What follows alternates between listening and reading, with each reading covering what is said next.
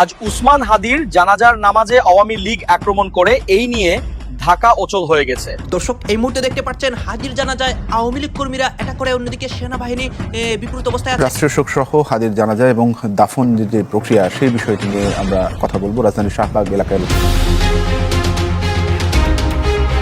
এদিকে আজ উসমান হাদির জানাজার নামাজে নতুন একটি পরিস্থিতি তৈরি হয়েছে। সারা দেশে এই মুহূর্তে তুলপাড়, অন্যদিকে আওয়ামী লীগ কর্মীরা এই সুযোগটাকে কাজে লাগিয়েছে। ডক্টর ইউনূস সহ এবার সবাই বিপদের মুখে। উসমান হাদির নামাজে জানাজা হবার কথা আছে, তার এই নামাজে জানাজাকে কেন্দ্র করে আবার কোনো ধরনের নৈরাজ্য সৃষ্টির পরিকল্পনা আছে কিনা এই প্রশ্নটা করে রাখা দরকার। কিছু প্রতিষ্ঠান ভাঙচুর হয়েছে, কিছু ঝামেলা হয়েছে, কিন্তু তার চাইতে বেশি কিছু সেটা নিয়ে কথা বলতে চাই। জুলকারনাইন সাইয়ের চেষ্টা করছেন শহীদ হাদির জানাজায় যেন মানুষ না আসে, কিন্তু আমরা জানি স্মরণকালের বৃহত্তম জানাজার নামাজ হবে।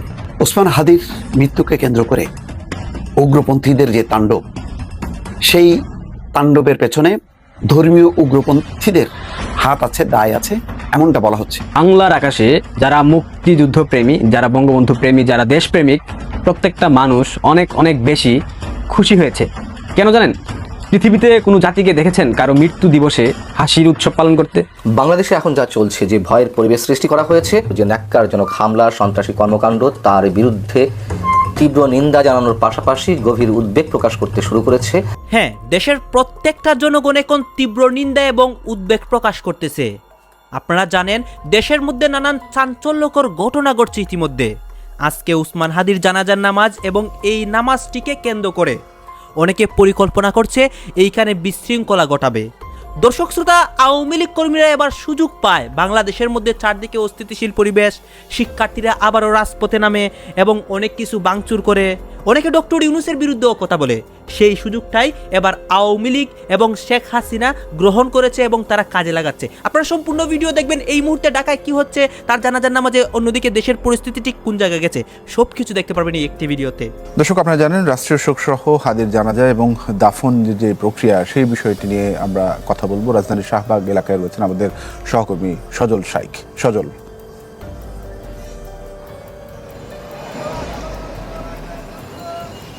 তানভীর, আজকে সকাল থেকেই কিন্তু রাজধানী ঢাকার বিভিন্ন এলাকা ঘুরেছি এবং সেখানে আসলে আমরা যে বিষয়টি লক্ষ্য করেছি যে আইন শৃঙ্খলা পরিস্থিতি স্বাভাবিক রয়েছে এবং কিছু কিছু জায়গাতে কিন্তু ডিএমপির পক্ষ থেকে কিছু নির্দেশনা দেওয়া হয়েছে যানবাহন কোন দিকে চলাচল করবে এবং পুলিশের বাড়তি নিরাপত্তাও কিন্তু আমরা লক্ষ্য করেছি। তবে এখন পর্যন্ত কোনো ধরনের অপ্রীতিকর ঘটনা ঘটেনি রাজধানী ঢাকায়। এছাড়া কিন্তু আমি বলি যে শাহবাগে কালকে যেই রাতের যে দৃশ্যটি দেখিয়েছিলাম, যে ওসমান হাদির জানাজা উপলক্ষে কিন্তু এখানে মানুষ জড়ো হয়েছিল। তারা দুপুরে এবং বিকেলে একটি সমাবেশ করেছে এবং সমাবেশ পরবর্তীতে কিন্তু এখানে অনেকে কিন্তু রাত্রি যাপন করেছে। ঢাকার বিভিন্ন প্রান্ত থেকে এরা এসেছে এবং একটি অস্থায়ী মঞ্চ করা হয়েছে শাহবাগে, সেই মঞ্চেই কিন্তু তারা ছিল। তাদের সাথে কথা বলেছি, তারা যেটি বলছে যে জুলাই গণ আন্দোলনের যেই অগ্রণী সৈনিক ওসমান হাদি, তার যেই অকাল মৃত্যু এবং তার যে হত্যাকাণ্ড হয়েছে তার প্রতিবাদেই কিন্তু তারা আজকে একটি বিক্ষোভ সমাবেশ এবং বিক্ষোভ মিছিল করবে। হারাম খাইয়া আমি এত মোটা তাজাও হই নাই যে আমার স্পেশাল কফিন লাগবে। খুব সাধারণ একটা কফিনে হালাল রক্তের হাসি মুখে আমি আমার আল্লাহর কাছে হাজির হতে চাই। ঠিক এ কথাগুলোই সত্যি হলো। মৃত্যুর আগেই নিজের শেষ যাত্রা নিয়ে এমন ভবিষ্যৎবাণী কজন করতে পারে? শহীদ ওসমান বিন হাদির জীবনের শেষ 3টি ইচ্ছার মধ্যে 2টি আজ পূর্ণ হওয়ার পথে, কিন্তু তৃতীয় ইচ্ছাটি, রাষ্ট্র কি পারবে তার সেই শেষ আর্তনাদ শুনতে, নাকি ঘাতকের বুলেটের শব্দ চাপা পড়ে যাবে রাজনৈতিক ডামাডোলে? সিংহাসন কাঁপানো স্লোগান আর রাজপথের হুঙ্কার থামিয়ে দিয়ে ওসমান হাদি এখন নিথর। সিঙ্গাপুর জেনারেল হাসপাতালের হিমশীতল মর্গে শেষ হয়েছে তার জাগতিক লড়াই। ইনকিলাব মঞ্চের এই লড়াকু মুখপাত্রের জন্য ঠিক যেমনটা তিনি চেয়েছিলেন প্রস্তুত করা হয়েছে তেমনই এক সাদা মাটা কফিন, চাকচিক্যহীন, আড়ম্বরহীন, ঠিক তার জীবন আদর্শের মতোই। শুক্রবার বিকেলে সিঙ্গাপুর থেকে দেশের পথে রওনা হওয়া কফিনটি সন্ধ্যায় বাংলাদেশে পৌঁছায়।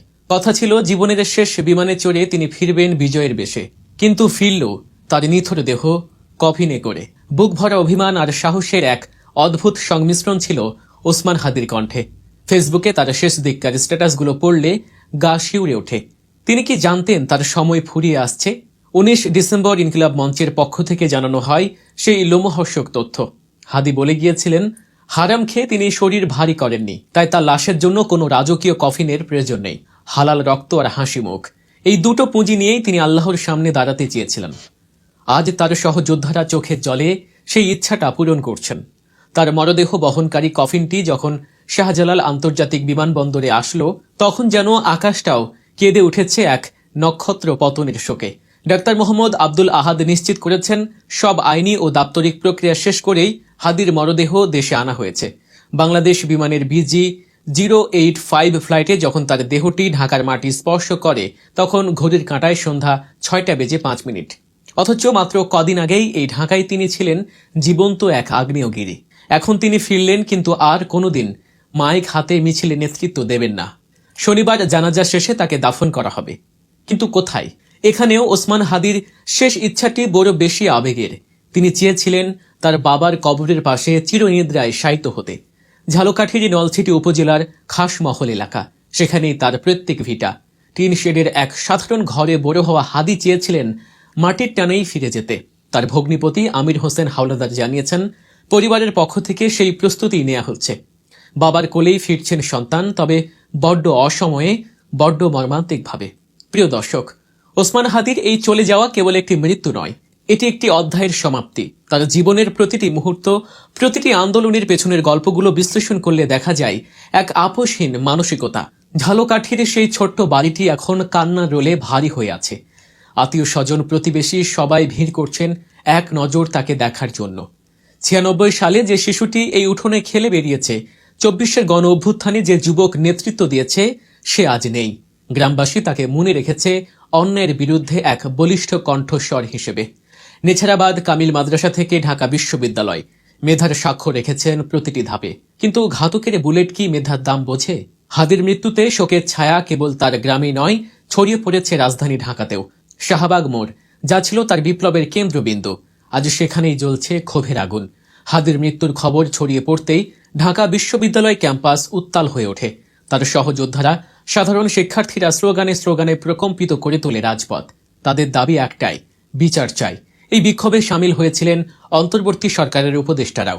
নাহিদ ইসলাম, আসিফ মাহমুদ, সজীব ভুঁইয়া, যারা একসময় কাঁধে কাঁধ মিলিয়ে আন্দোলন করেছেন, তারাও আজ বাকরুদ্ধ।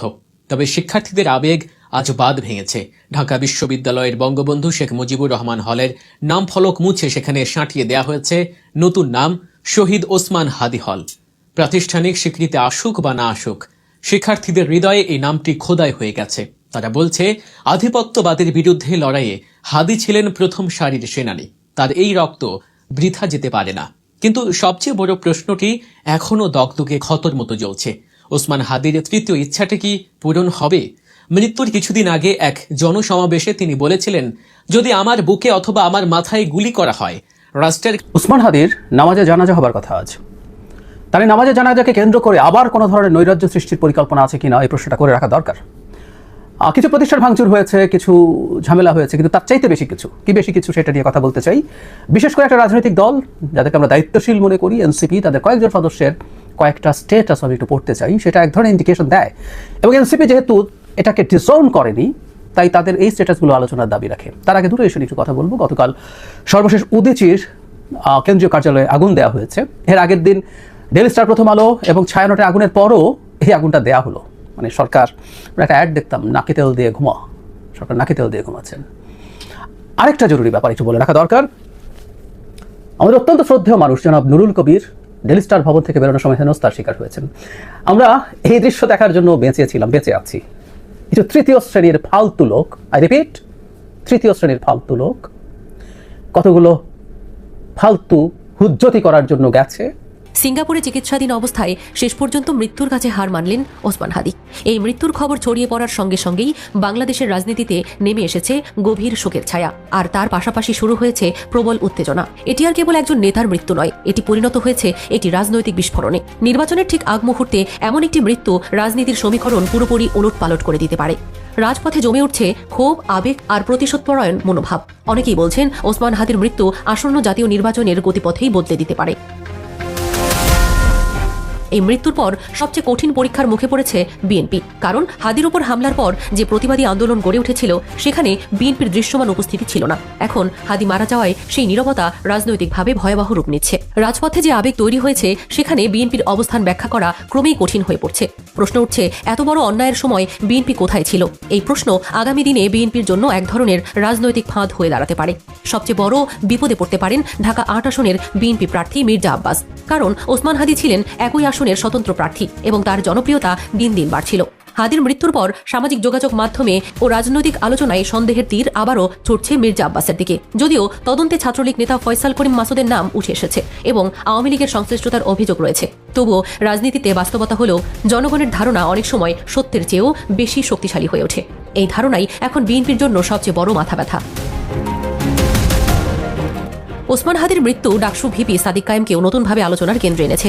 একসময় গুঞ্জন ছিল তিনি ঢাকা ৮ আসনে নির্বাচন করতে পারেন। সেই সময় হাদি নিজেই সাদিক কায়েমকে স্বাগত জানিয়েছিলেন এবং দুজনকে জুলাই যোদ্ধা হিসেবে এক কাতারে দাঁড় করিয়েছিলেন। এখন হাদি নেই, কিন্তু তার দেওয়া সেই রাজনৈতিক বার্তা আরও শক্ত হয়ে ফিরে এসেছে। অনেকেই মনে করছেন হাদির শূন্যতা পূরণ করতে পারে এমন একজন মুখ হিসেবে সাদিক কায়েম সামনে চলে আসতে পারেন। ওসমান হাদি নিজেকে কখনোই কোনো নির্দিষ্ট দলের রাজনীতিতে সীমাবদ্ধ রাখেননি। তিনি বলতেন তার দল হলো দেশপ্রেমিক জনতা। ঢাকা ৮-এর পুরো ময়দানেই দলহীন হাদির দল। এই কথার মধ্যেই তার রাজনৈতিক দর্শন স্পষ্ট ছিল। তিনি রাজনীতিতে ইনসাফ ও ইনকিলাবের ভাষা এনেছিলেন। এই কারণেই তার মৃত্যু সাধারণ কোনো রাজনৈতিক হত্যাকাণ্ড হিসেবে দেখা হচ্ছে না। এটি এখন জনগণের আবেগ এবং আদর্শের প্রশ্নে পরিণত হয়েছে। হাদির মৃত্যুর পর সবচেয়ে বিস্ফোরক যে বিষয়টি সামনে এসেছে তা হল আওয়ামী লীগ এবং ভারতের গোয়েন্দা সংস্থার সংশ্লিষ্টতা নিয়ে। কারণ হাদি ছিলেন প্রকাশ্য ভারতীয় আধিপত্য বিরোধী কণ্ঠ এবং জুলাই গণঅভ্যুত্থানের প্রতীকী নেতা। রাজনৈতিক বিশ্লেষকদের মতে তিনি যদি সংসদে পৌঁছতেন তাহলে তা কিছু শক্তির জন্য বড় হুমকি হয়ে উঠত। এই ধারণা এখন রাজপথে ছড়িয়ে পড়ছে, যা পরিস্থিতিকে আরও ভয়ঙ্কর করে তুলছে। ওসমান হাদি ছিলেন আপোষহীন এক বিপ্লবী। তিনি বিশ্বাস করতেন বিপ্লবীদের মৃত্যু ঘরে নয়, রাজপথেই হয়। আজ তিনি নেই, কিন্তু তার আদর্শ আরও শক্ত হয়ে উঠেছে। শত্রুরা একজন হাদিকে থামাতে পেরেছে, কিন্তু তার চিন্তা থামাতে পারেনি। তার মৃত্যু থেকেই জন্ম নিচ্ছে হাজারো নতুন হাদি, যারা দাঁড়াবে স্বৈরাচারের বিরুদ্ধে, দাঁড়াবে ভারতের আধিপত্যবাদের বিরুদ্ধে। এই আদর্শই এখন তার সবচেয়ে বড় উত্তরাধিকার।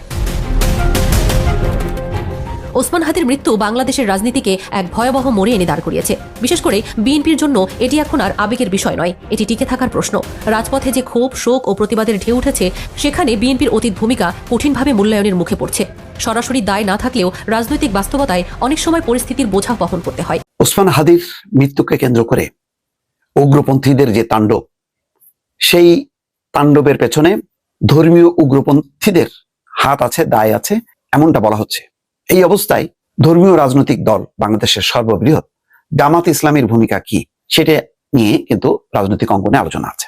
তারা কি সত্যি সত্যি প্রথম আলো, ডেইলি স্টার, এই গণমাধ্যমগুলোতে যে হামলা, ছায়ানটে হামলা, তারপরে ভারতীয় হাইকমিশন কার্যালয়ে হামলার যে ঘটনা, ধর্ম অবমাননার অভিযোগে এক হিন্দু যুবককে পিটিয়ে হত্যা এবং পোড়ানোর যেই অভিযোগগুলো নিয়ে আলোচনা হচ্ছে, তাতে রীতিমতো সবাই উৎকণ্ঠিত যে জামাত ইসলামের আসলে ভূমিকাটা কি।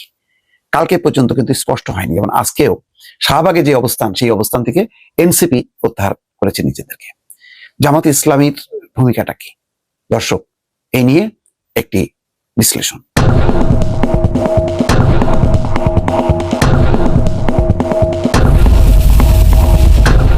জামাতের আমির ডাক্তার শফিকুর রহমান একটি গুরুত্বপূর্ণ বিবৃতি দিয়েছে, একেবারে টু দা পয়েন্ট কিছু কথা বলেছে। নিঃসন্দেহে তার এই বক্তব্যটা প্রশংসার যোগ্য। বলেছেন তিনি, প্রথম আলো, ডেইলি স্টার প্রবীণ সম্পাদক নুরুল কবিরের উপর হামলা এবং অপপ্রচারের আমি তীব্র নিন্দা জানাচ্ছি। স্বাধীন গণমাধ্যম রাষ্ট্রের স্থিতিশীলতার পূর্ব শর্ত। গণমাধ্যমের স্বাধীনতা এবং সুরক্ষা আমাদের সবাই মিলেই নিশ্চিত করতে হবে। ফ্যাসিবাদের আমলে যেভাবে গণমাধ্যমের উপর নগ্ন হামলা করা হতো, সেই সংস্কৃতিতে আমরা ফিরতে চাই না। খুবই গুরুত্বপূর্ণ বক্তব্য।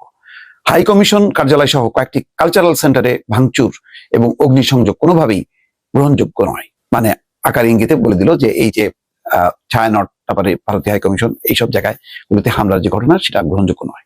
ধর্ম অবমাননা চরম অন্যায় এবং গর্হিত কাজ। কেউ এই অন্যায় করলে আদালতের মাধ্যমে তার বিচার অবশ্যই নিশ্চিত করতে হবে, কিন্তু আইন হাতে তুলে নেওয়ার মাধ্যমে ময়মনসিংহে ধর্ম অবমাননার অভিযোগে এক হিন্দু যুবককে পিটিয়ে হত্যার ঘটনা দর্শক আপনারা তো দেখলেন এখানে কি কথা হচ্ছে, অনেকেই কিন্তু অনেক কথা বলতেছে, অনেকে আলোচনা করতেছে, অনেকে সমালোচনা করতেছে দেশের বিভিন্ন অবস্থা এবং পরিস্থিতি নিয়ে। বিশেষ করে এখানে কিন্তু দেশের রাজনৈতিক প্রেক্ষাপট নিয়ে কথা হয়, আরও অনেক বিষয় নিয়ে সবাই সবার মন্তব্য প্রকাশ করে। দর্শক শ্রোতা, এখানে উসমান হাদির বিষয় নিয়ে কথা হয়, উসমান হাদির বিভিন্ন পরিস্থিতি এবং তার বিভিন্ন বিষয়ে বিভিন্ন অনেক নতুন তথ্য সবাই তুলে ধরে গেছে। এই বিষয়গুলো দেখে আপনাদের কি মনে হচ্ছে এবং আপনাদের মন্তব্য কি? আর হ্যাঁ, তখন আপনাদেরকে আমরা যা কিছু দেখিয়েছি সব কিছু আমরা সোশ্যাল মিডিয়া থেকে সংগ্রহ করেছি, এখানে আমাদের নিজস্ব কোনো মন্তব্য নেই বা আমাদের নিজস্ব কোনো সিদ্ধান্তও নেই। সর্বশেষ আপনাদের কাছে আমাদেরকে রিকোয়েস্ট থাকবে, আপনারা আমাদের চ্যানেলে নতুন দর্শক হয়ে থাকলে চ্যানেলটি সাবস্ক্রাইব করবেন এবং পাশে থাকা বেল বাটনটি বাজাবেন যাতে করে নেক্সট ভিডিওটা সবার আগে আপনাদের কাছে পৌঁছে যায়। ধন্যবাদ।